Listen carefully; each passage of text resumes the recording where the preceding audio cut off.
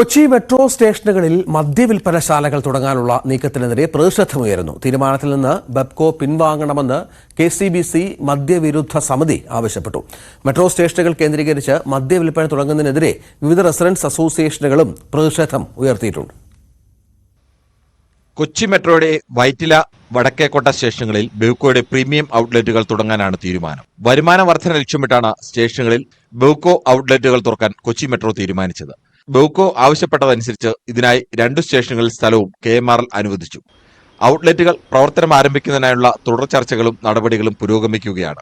സർക്കാർ തീരുമാനം അംഗീകരിക്കാൻ കഴിയില്ലെന്ന് KCBC മദ്യവിരുദ്ധ സമിതി general secretary FR John Areekkal പറഞ്ഞു.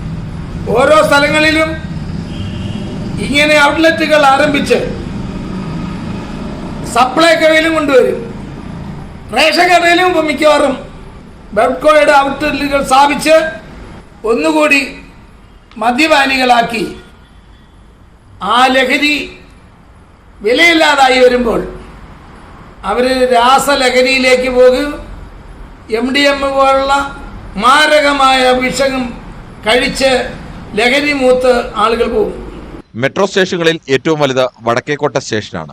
4.30 ലക്ഷം ചതുരശ്രയടി വിസ്തൃതിയുള്ള വിശാലമായ വാണിജ്യ സ്ഥലവും ഇതിൽ ഉൾപ്പെടുന്നു. ഇത് മദ്യവിൽപ്പനയ്ക്ക് വേണ്ടി നീക്കുന്നതിനെതിരെ പ്രതിഷേധം ശക്തമാക്കുകയാണ് Tripunithura Rajanagari union of residents association. ഏകദേശം 8000 പേർക്ക് ഒരു ഔട്ട്ലെറ്റ് വെച്ച് ഇപ്പോൾ നിലവിലുണ്ട്. അപ്പോൾ ആ സാഹചര്യം നിലനിൽക്കുമ്പോഴാണ് വടക്കേക്കോട്ടയിൽ തൃപ്പൂണിത്തുറയിൽ ഏറ്റവും കൂടുതൽ യാത്രക്കാർ പ്രതിദാനം ചെയ്യുന്ന ഒരു സ്റ്റേഷനാണ്. ആ സ്റ്റേഷനിൽ ബിവറേജസിൻ്റെ ഒരു ഔട്ട്ലെറ്റ് വരിക എന്ന് പറഞ്ഞാൽ അത് രാജനഗരിയോടും ഇവിടുത്തെ ജനങ്ങളോടും കാണിക്കുന്ന വഞ്ചനയായിരിക്കും. ഈ ടാക്സ് പേയേഴ്സിൻ്റെ പൈസ ഉപയോഗിച്ച് നിർമ്മിച്ചിട്ടുള്ള ഈ സ്റ്റേഷൻ ജനോപകാരപ്രദമായ എന്തെങ്കിലും ഓഫീസ് തുടങ്ങി അതിൻ്റെ സ്ഥലം യൂട്ടിലൈസ് ചെയ്യണം. അല്ലാതെ ആളുകളെ പോക്കറ്റ് അടിക്കുന്ന രീതിയിൽ ഒരു പുതിയതായിട്ട് ഇപ്പോൾ തന്നെ ഇവിടെ ഓൾറെഡി 10ലേറെ ബാറുകളും 3 ഔട്ട്ലെറ്റുകളും ഉണ്ട്.